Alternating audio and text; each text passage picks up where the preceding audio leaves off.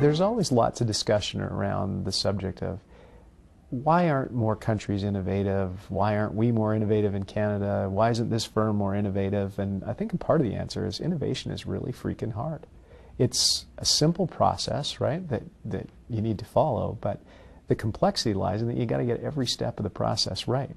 Early in my career, when I first started getting involved in trying to bring innovative ideas to life, I thought that coming up with the idea was going to be the really hard work and the part of the exercise that was going to be the most difficult, and it turns out it's actually the easiest.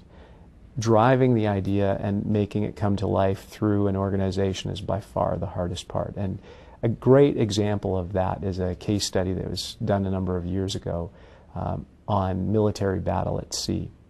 And if you take you back in time to the late 1800s and imagine yourself as the admiral on a ship in a battle in the middle of the ocean.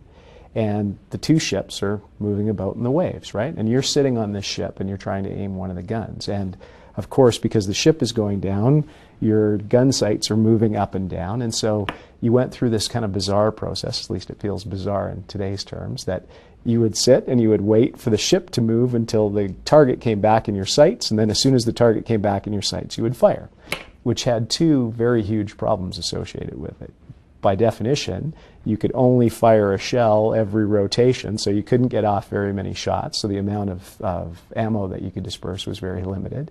And of course, timing that exactly was an extremely difficult process, and so the hit rate was fairly poor, like less than 20%, I believe.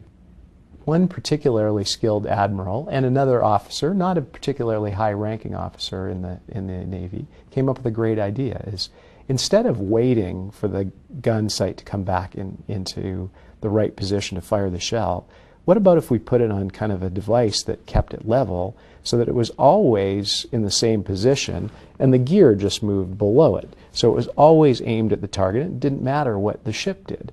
Well, this didn't have a small impact on the accuracy. It was like 30 times more accurate.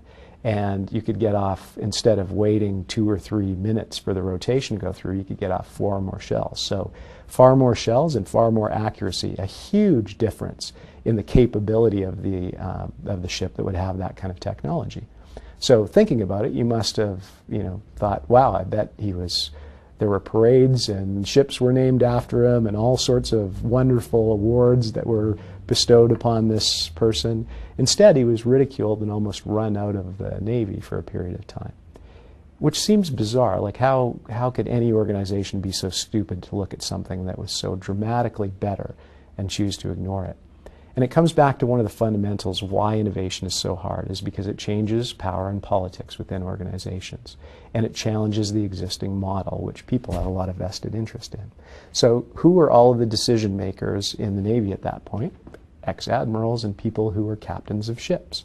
And in a warfare and in an exercise where you had the ship moving up and down so much and that determining how many shots you got off, the skill of the person navigating the ship determined who won or lost the battle. And so all of the power rested in the person that was navigating the ship. What this innovation did basically is it made any captain of the ship okay, within certain boundaries, of course. You didn't want to run on rocks and other things like that, but it took all of the skill out of the hands of the people who made all of the decisions in the Navy at that time. And the innovation was largely ignored for a very long period of time. It eventually took a presidential decree by then President Teddy Roosevelt to implement this, because Mr. Sims wouldn't let go of this thing in spite of the fact that it almost ruined his career, and lots to be learned also about how to initiate change and not in a non-abrasive way from his actions. But a great example, and it's easy if you Google the case study Gunfire at Sea, you can read the entire story. Before